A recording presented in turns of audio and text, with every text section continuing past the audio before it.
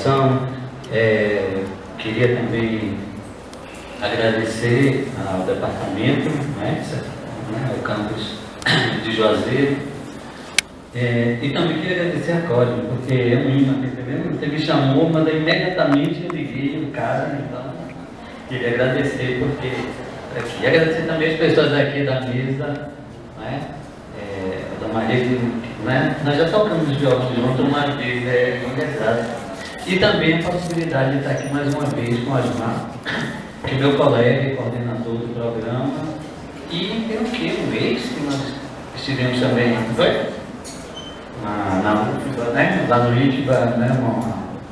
No encontro lá, para conversar. Eu gostaria de dizer que realmente eu preferia que o Osmar falasse. Eu sempre prefiro que o Osmar falasse. Porque não combina, entendeu? Mas como da última vez você falou, ele falou primeiro. Então eu vou atacar antes de você. Nós temos, eu e o Osmar, nós temos algumas discordâncias, né? Espero que elas fiquem saudáveis. Às vezes não saudáveis. E seria bom que a gente colocasse elas até claras, né? Estava até conversando com o Cosme. Pô, o Osmar está vindo aí. Porque eu faço uma brincadeira com o Osmar que é interessante. Eu digo assim, pô, o Osmar, para anarquista, ele gosta muito de Estado. Então...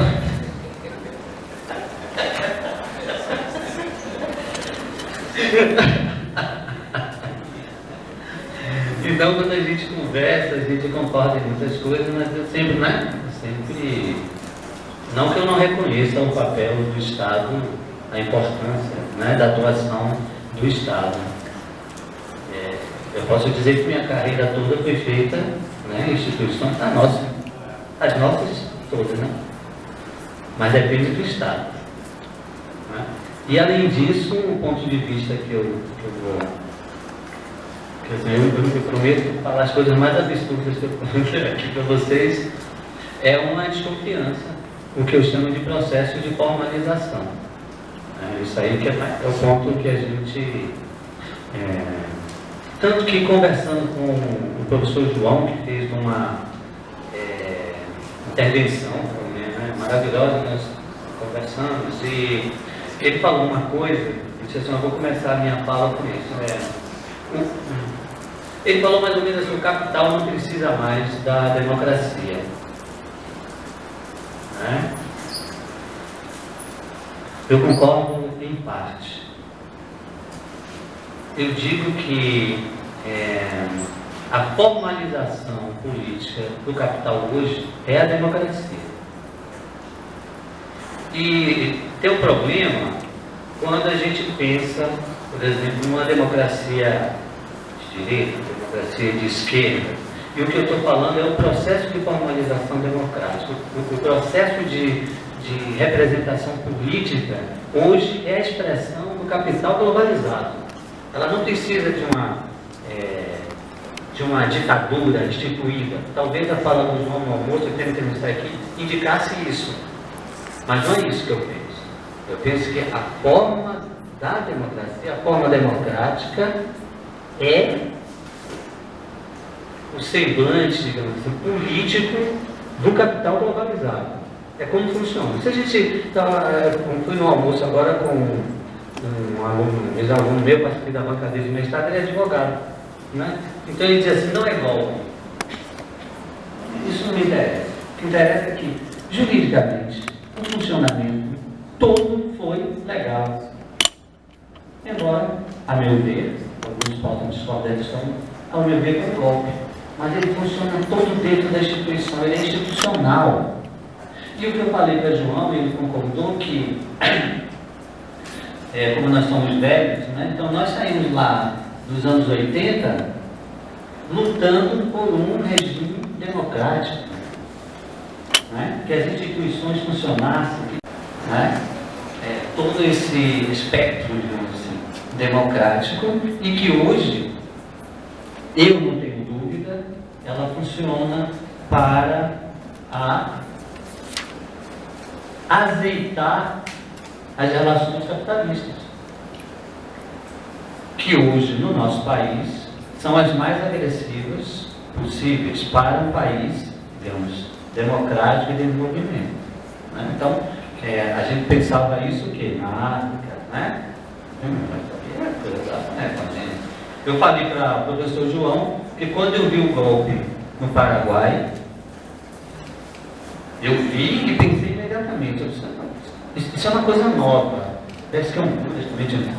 Mas foi no Paraguai que eu vi, foi uma semana, né? Foi fulminante.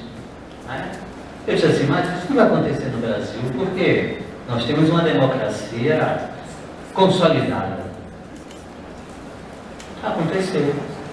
Não foi em uma semana, não é? Porque em uma semana não daria um exemplo da pujança democrática. Seguimos todos os ritos, não é isso? Mas foi um golpe. Esse é um problema que, por vezes, me traz um problema. Por vezes que acho que eu sou da extrema esquerda, e também me pergunto o que colocar no lugar, mas isso não é problema meu. Isso é problema de você. Mas que é preciso dizer isso, e que eu acho que se for ser de esquerda hoje, né, é enfrentar esse problema. Né? Por isso que na fala do professor João, eu vi que todas as lutas dos anos 80 para cá, elas foram se formalizando institucionalmente. Garantia, a gente falou dos quilombolas, as cotas, um conjunto de sociedades indígenas, a afirmação do território. Eu lembro que dos anos 80 para cá, e vocês sabem disso, eu não sou indigenista, mas acompanho alguns amigos, né? O número de grupos indígenas na Bahia cresceu. Né? Eu fui acompanhando justamente pela possibilidade de institucionalização, não é? Desses grupos a partir da afirmação no território mas que hoje estão profundamente ameaçados justamente por essa formalização, pela maneira como isso pode ser manipulado. Então, a crítica de onde eu parto para conversar com a Gilmar, com vocês, né, é desse cuidado que nós temos que ter de agora em diante, né, que ao mesmo tempo reverter um processo de agressão, né, uma violência, né, que nós estamos sofrendo com esse governo Temer, pensar, né, de novo nas políticas públicas, né, e nesses processos de institucionalização das nossas lutas, mas não cairmos de novo, eu vou citar Cosmo, talvez indevidamente, né, nesse simulacro que é a democracia. Não sei exatamente. Então, não é que nós estejamos num simulacro de democracia. A minha fala é que a democracia hoje é um simulacro, né? Porque ela faz com que o capitalismo funcione melhor. E eu vou falar uma coisa muito desagradável para os colegas, e o politicamente correto é a ideologia dessa democracia. Tudo aquilo que é pedido no campo do politicamente correto será dado pelo capitalismo e será dado pela democracia. Simples. Ontem, ao jantar, eu fiquei vendo a novela da Globo e uma questão importante, veja, eu não estou dizendo que isso não seja importante, que era uma menina trans, a afirmação dela é encapada pela Rede Globo. É importante? Isso é importante. Não é? É uma luta, claro, dos nossos tempos, não é? É uma luta Foucaultiana? Foucaultiana. Ela tem uma dimensão aí de Foucaultiana. Mas ela está sendo encampada pela Globo. O lema, estou falando para o Osmar, da novela Malhação, é qual? É o lema do pós-estruturalismo. Por isso que eu quero distância dessa gente hoje. Brincadeira. Em francês seria vive la différence, quer dizer, viva a diferença. Hoje, como dever de casa para todos nós, no horário da malhação, liguem. Todo esse ambiente do politicamente correto está lidado. Eu quero ver como vai aparecer vivos trabalhadores. Ou, meu amigo aqui agora é chinês, viva o ócio. Viva o ócio. Tá?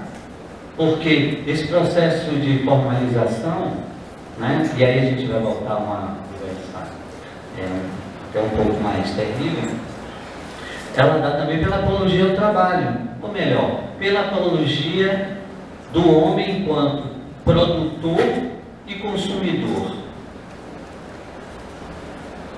E naquilo que nos concerne, produtor de conhecimento também, consumidor de conhecimento. O que é um programa de pós-graduação e o que é a CAPES? É a formalização do pensamento, é a institucionalização do pensar.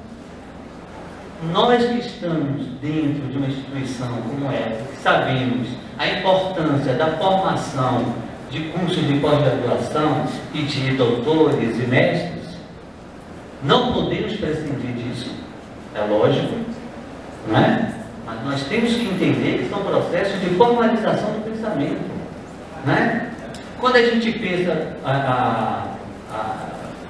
o conjunto de formação e de conceito que nós manipulamos, por exemplo, né? Que é uma grande maioria de conceitos prêt-à-porter vindos da Europa. Nós fazemos isso, esse trabalho sujo somos nós que estamos fazendo. Não que não seja necessário utilizar esses conceitos, mas é preciso a todo momento avaliar como nós estamos nos colocando frente a eles e como nós estamos formalizando o pensamento dos nossos alunos e companheiros que nós trocamos também nesse processo de formalização. É preciso entender, e a irmã está dizendo, se você acha que vai sair, não. É claro, quando eu considero hoje a sociedade que nós vivemos uma sociedade homogênea. Todo o processo de institucionalização concorre para a homogeneização. A diferença está incorporada dentro dos processos de homogeneização, do que seja político, do que seja comportamento. Não é? Por quê? Porque é uma diferença que é colonizada, que de uma forma a priori eu já defino o que seja. Uma diferença que se quer como tal deve causar uma fissura. A primeira coisa que o Estado deve fazer, opa, que isso? Desculpa a expressão, mas que porra é essa? É uma expressão bem baiana, né? Porra é essa? Claro.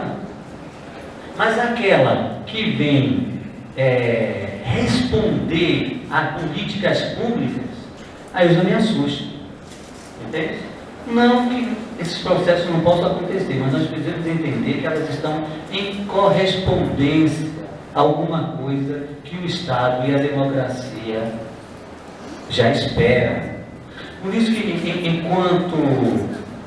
e por isso me assusta muito às vezes essa apologia que você faz à China, que ali é um inferno da formalização e do trabalho. Eu quero saber, não é?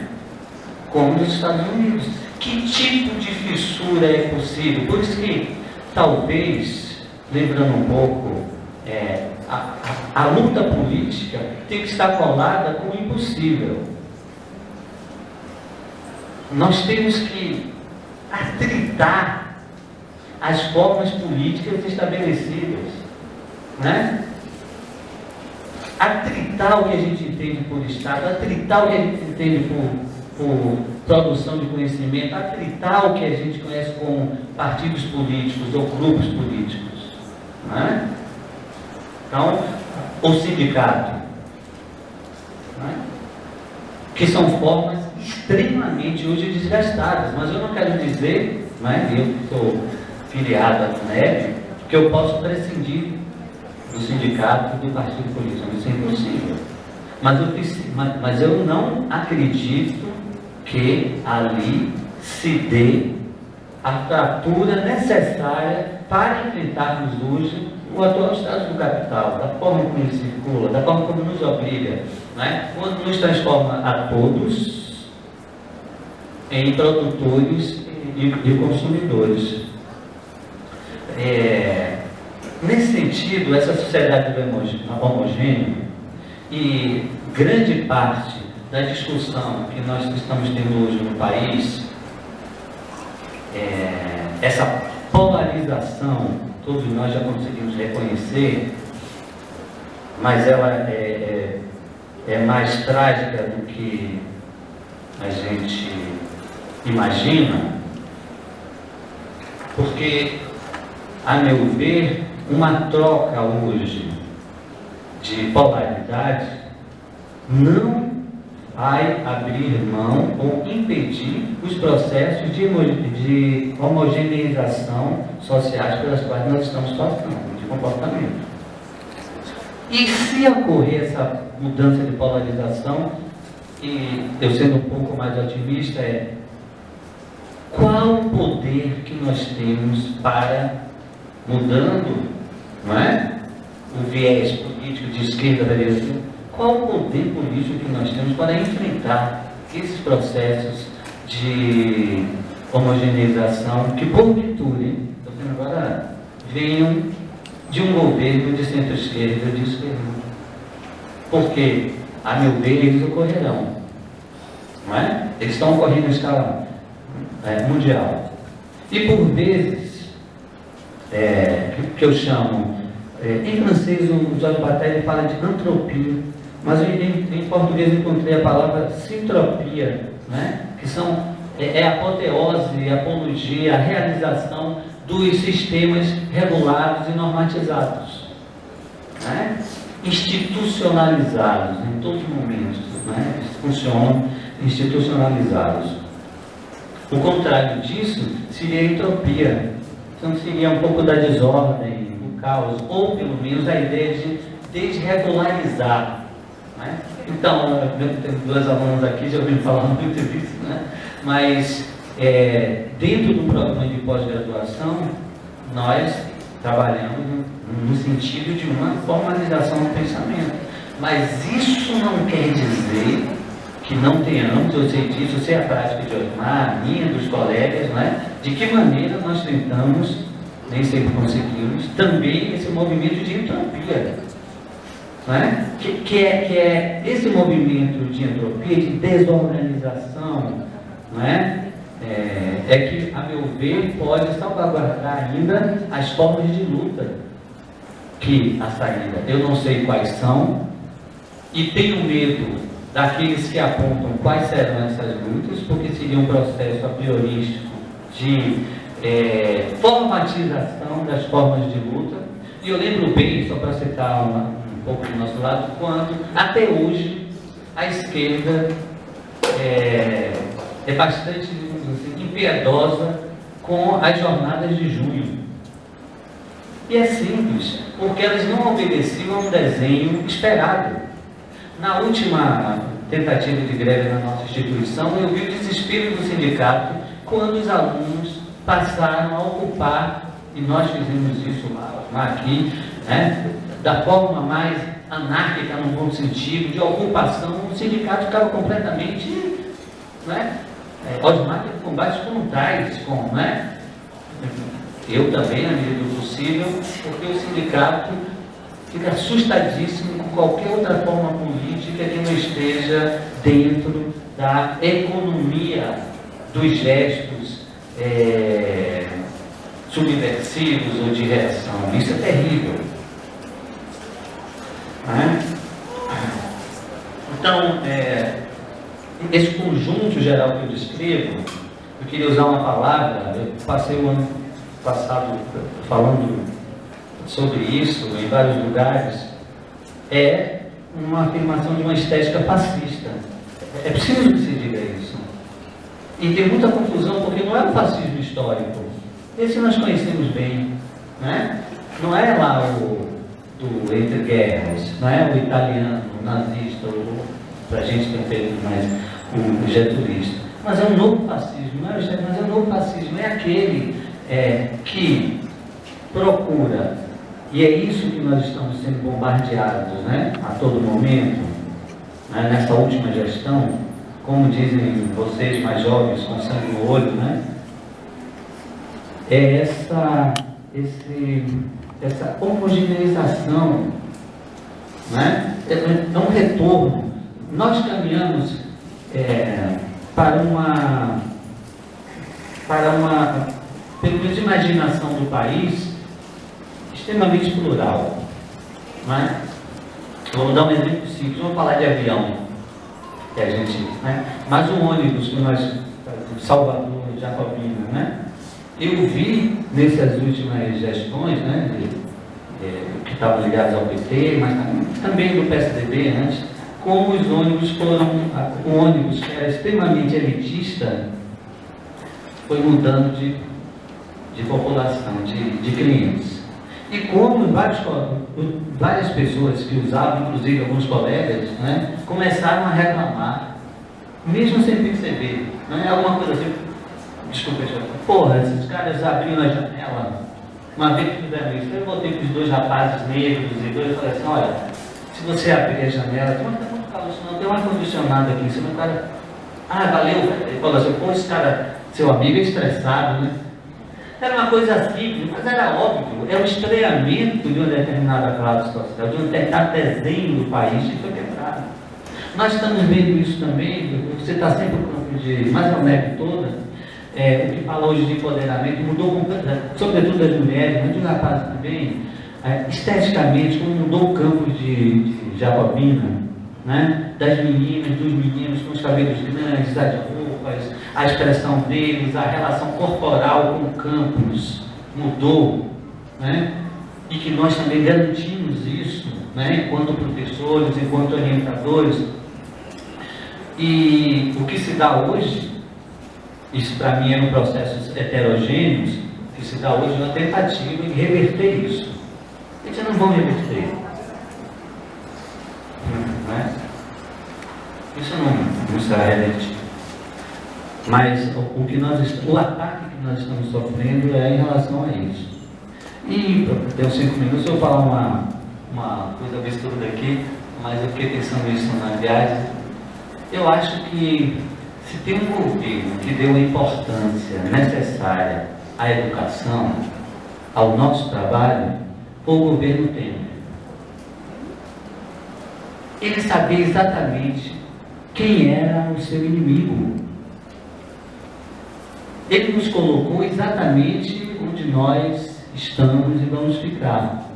Na compreensão que a educação, e me desculpe, não é aquela ideia kantiana, educação, a formação do homem. Eu ia falar uma expressão, mas ele é politicamente correto, não vou falar. Mas, né? Então, assim, que a educação, que a formação, que é uma coisa de formação do homem, que o homem fica... Gente, isso é uma besteira. Educação é luta, é estratégia. O governo Temer reconheceu a importância do nosso trabalho porque nos atacou de uma maneira inclemente. E nesse momento que a gente estava conversando, né, ele está tentando mais uma vez, né, sobretudo nas federais e nos órgãos de financiamento, de pesquisa, aqueles que garantem a bolsa, que possibilita que experiências fantásticas como a daqui, a de Jacobina, a de Alagoinhas, mas também a do Campus 1, funcionem. Não é? Porque, sejamos francos, nós estamos aqui para produzir essa entropia dentro do sistema. Não é? A nossa compreensão de educação, a nossa compreensão da instituição UNEB, não é de repetir processos de formalização, de institucionalização apenas, mas é dentro disso produzir o que eu chamo de furos, né? De entropização, de luta e de enfrentamento ao que eu chamo de fascismo. Esse novo fascismo, né? O fascismo seja que eu chamo do pós-moderno ou do hipermoderno, como querem alguns.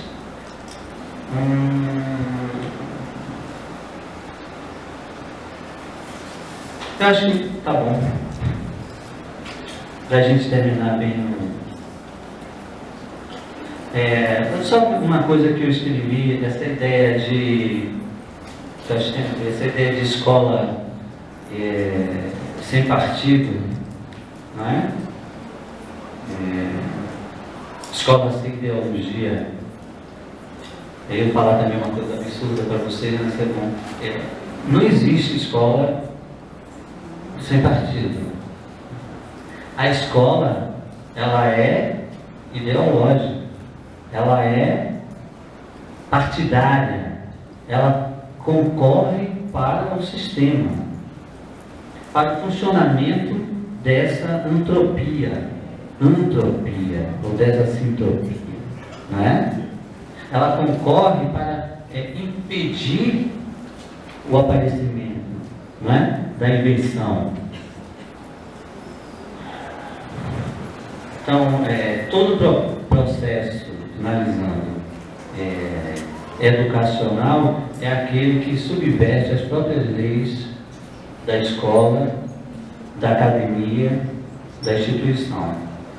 Essa é a minha colocação. E vamos conversar aí. Todo esse espectro, digamos assim, democrático, e que hoje, eu não tenho dúvida, ela funciona para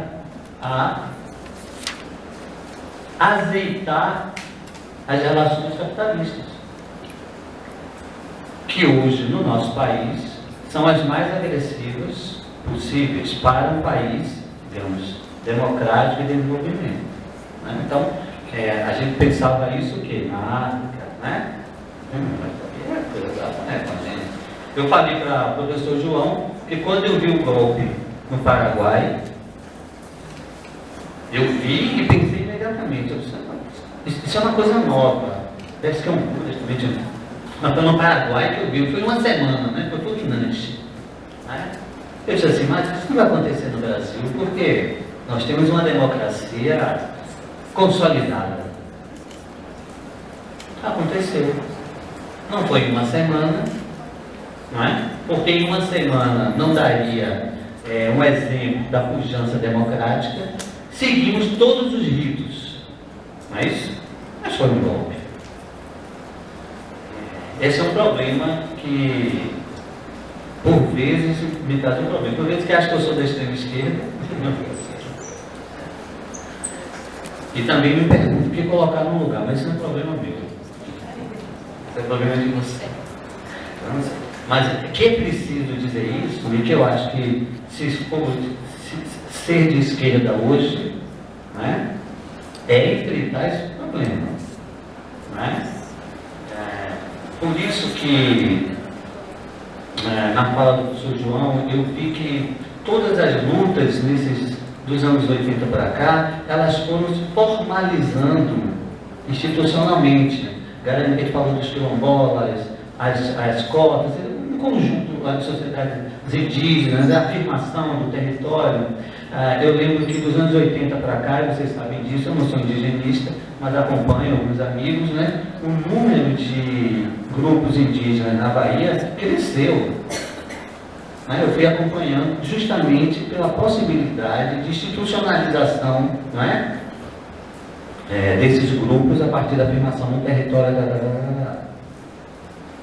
mas que hoje estão profundamente ameaçados justamente por essa formalização, pela maneira como isso pode ser manipulado. Então,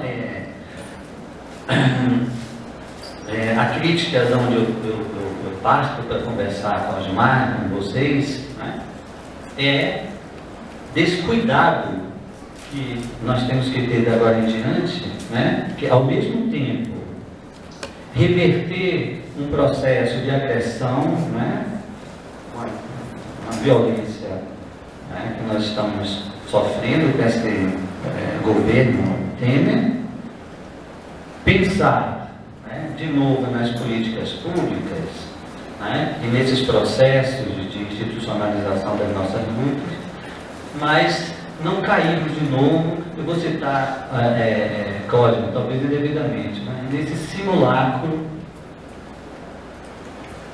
que é a democracia. Eu não sei exatamente. Então, não é que nós estejamos num simulacro de democracia.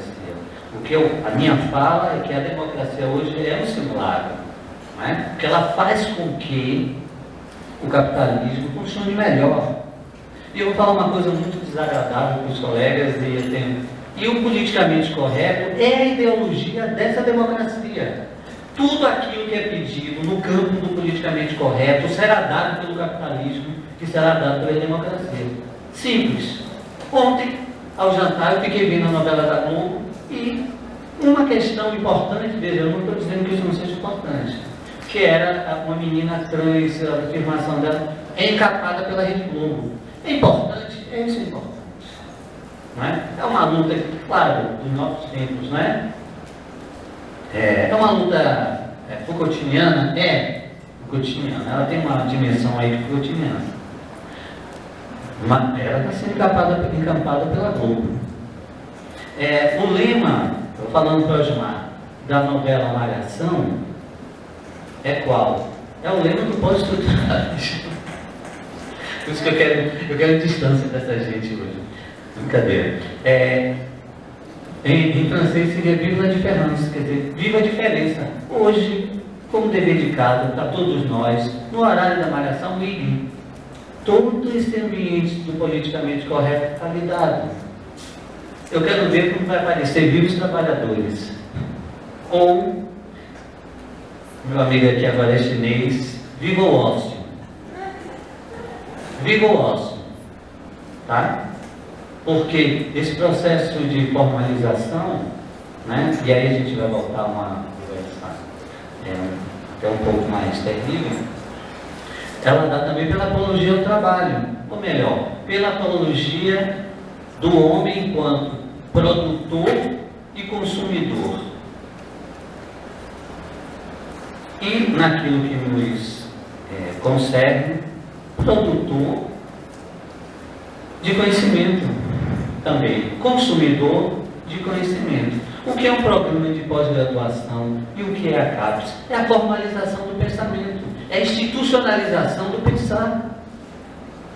Nós que estamos dentro de uma instituição como essa, que sabemos a importância da formação de cursos de pós-graduação e de doutores e mestres, não podemos prescindir disso, é lógico, não é? Mas nós temos que entender que são processos de formalização do pensamento, não é? Quando a gente pensa o conjunto de formação e de conceito que nós manipulamos, por exemplo, né? Que é uma grande maioria de conceitos prêt-à-porter vindos da Europa. Nós fazemos isso, esse trabalho de estudo somos nós que estamos fazendo. Não que não seja necessário utilizar esses conceitos, mas é preciso a todo momento avaliar como nós estamos nos colocando frente a eles e como nós estamos formalizando o pensamento dos nossos alunos e companheiros que nós trocamos também nesse processo de formalização. É preciso entender, e a irmã está dizendo, se você acha que não é saída, não. É claro, quando eu considero hoje a sociedade que nós vivemos uma sociedade homogênea. Todo o processo de institucionalização concorre para a homogeneização. A diferença está incorporada dentro dos processos de homogeneização, do que seja político, do que seja comportamento. Não é? Por quê? Porque é uma diferença que é colonizada. Que de uma forma a priori eu já defino o que seja. Uma diferença que se quer como tal deve causar uma fissura. A primeira coisa que o Estado deve fazer, que é isso? Desculpa a expressão, mas que porra é essa? É uma expressão bem baiana, né? Que porra é essa? Claro. Mas aquela que vem responder a políticas públicas, aí eu já me assusto. Entende? Não que esses processos não possam acontecer, mas nós precisamos entender que elas estão em correspondência alguma coisa que o Estado e a democracia já esperam. Por isso que, e por isso me assusta muito, às vezes, eu queria ouvir essa apologia que você faz à China, que ali é um inferno da formalização e do trabalho. Eu quero saber, não é? Como nos Estados Unidos, que tipo de fissura é possível? Por isso que, talvez, lembrando um pouco, a luta política tem que estar colada com o impossível. Nós temos que atritar as formas políticas estabelecidas, né? Atritar o que a gente entende por Estado, atritar o que a gente entende por produção de conhecimento, atritar o que a gente conhece como partidos políticos ou grupos políticos, né? Então, o sindicato, né? Que são formas extremamente hoje desgastadas, mas eu não quero dizer, né, eu que sou filiado à FUNEB, que eu posso prescindir do sindicato e do partido político. Isso é impossível. Mas eu não acredito que ali se dê a fratura necessária para enfrentarmos hoje o atual estado do capital, da forma como ele circula, da forma como nos obriga, né? Quando nos transforma a todos em produtores e consumidores. Nesse sentido, essa sociedade do homogêneo e grande parte da discussão que nós estamos tendo hoje no país, essa polarização, todos nós já conseguimos reconhecer, mas ela é mais trágica do que a gente imagina, porque, a meu ver, uma troca hoje de polaridade não vai abrir mão ou impedir os processos de homogeneização sociais pelas quais nós estamos passando, de comportamento. E se ocorrer essa mudança de polarização, e eu sendo um pouco mais otimista, qual o poder que nós temos para, mudando, não é? O viés político de esquerda da direita, qual o poder político que nós temos para enfrentar esses processos de homogeneização que, porventura, estou vendo agora, venham de um governo de centro-esquerda e de esquerda? Porque, a meu ver, eles ocorrerão, não é? Eles estão ocorrendo em escala mundial. E por vezes, que eu chamo, em francês o Jorge Bataille fala de antropia, mas em português encontrei a palavra sintropia, né? Que são a apoteose, a apologia, a realização dos sistemas regulados e normatizados, né? Institucionalizados em todos os momentos, né? Eles funcionam institucionalizados. O contrário disso seria a entropia, então seria um pouco da desordem, do caos, ou pelo menos a ideia de desregularizar, né? Então, tem duas alunas aqui, já ouviram falar muito disso, né? Mas dentro do programa de pós-graduação, nós trabalhamos no sentido de uma formalização do pensamento. Mas isso não quer dizer que não tenhamos, eu sei disso, eu sei a prática de Osmar, a minha, dos colegas, né? De que maneira nós tentamos, nem sempre conseguimos, também esse movimento de entropia, né? Que é esse movimento de entropia, de desorganização, né? Que, a meu ver, pode salvaguardar ainda as formas de luta que a saída. Eu não sei quais são e tenho medo daqueles que apontam quais serão essas lutas, porque seria um processo a priorístico de formatização das formas de luta.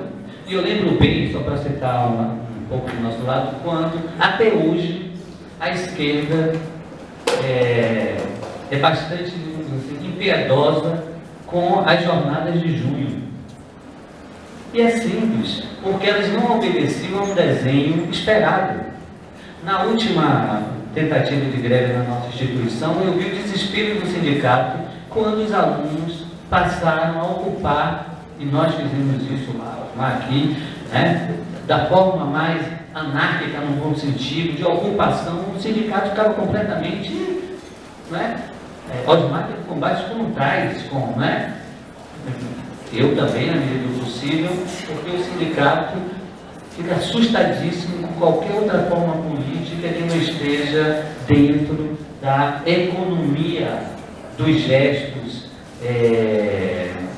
subversivos ou de reação. Isso é terrível. Né? Então, esse conjunto geral que eu descrevo, eu queria usar uma palavra, eu passei o ano passado falando sobre isso em vários lugares, é uma afirmação de uma estética fascista. É preciso que se diga isso. E tem muita confusão, porque não é o fascismo histórico. Esse nós conhecemos bem, né? Não é lá o do entre guerras, não é o italiano, o nazista, para a gente tem feito mais o getulista. Mas é um novo fascismo, não é o histórico, mas é um novo fascismo. É aquele que procura, e é isso que nós estamos sendo bombardeados, né, a todo momento, né, nessa última gestão, como dizem vocês mais jovens, com sangue no olho, né, é essa homogeneização, né, é um retorno. Nós caminhamos para uma pelo menos imaginação do país extremamente plural, né? Vamos dar um exemplo simples, vamos falar de avião, que a gente, né? Mas o ônibus que nós, Salvador, Jacobina, né? Eu vi nessas últimas gestões, né?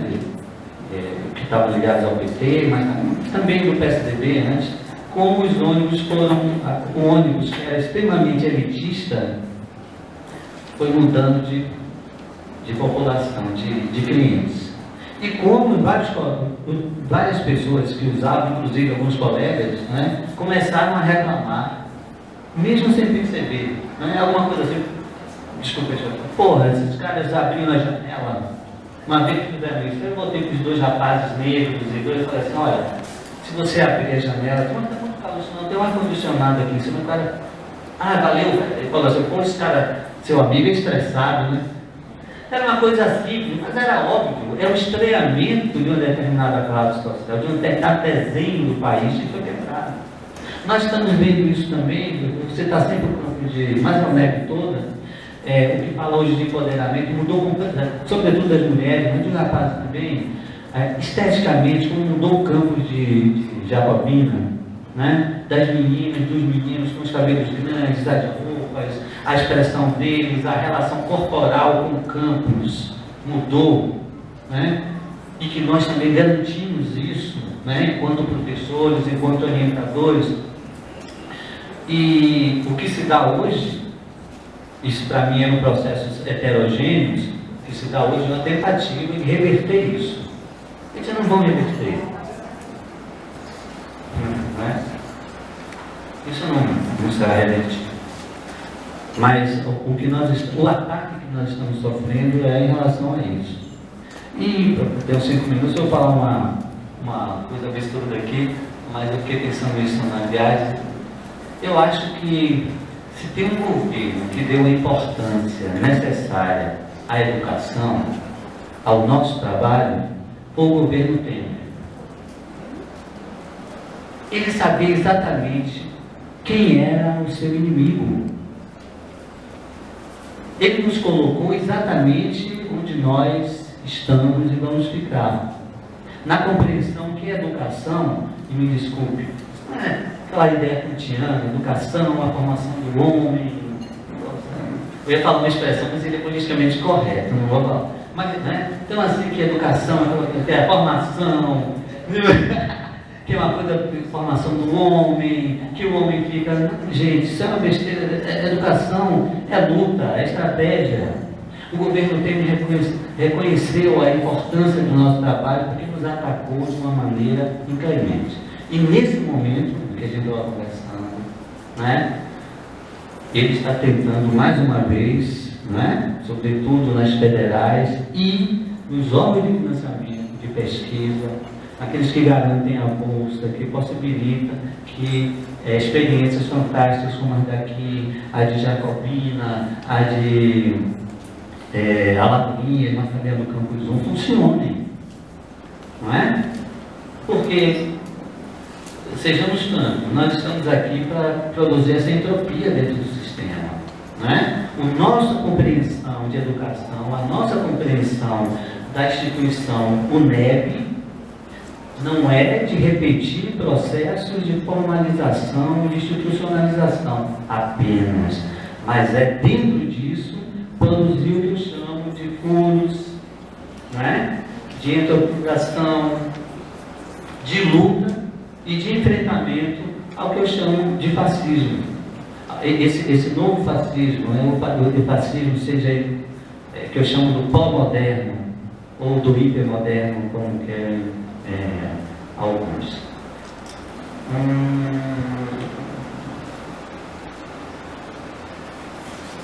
Eu acho que tá bom para a gente terminar bem. Só uma coisa que eu escrevi, essa ideia de escola sem partido, não é? Escola sem ideologia. Eu vou falar também uma coisa absurda para vocês, mas é bom. Não existe escola sem partido. A escola, ela é ideológica, ela é partidária, ela concorre para o sistema, para o funcionamento dessa entropia ou dessa sintropia, não é? Ela concorre para impedir o aparecimento, não é? Da invenção.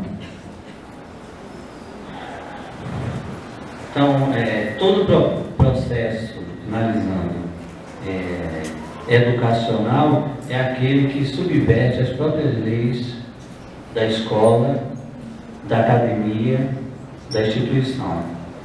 Essa é a minha colocação. E vamos conversar aí.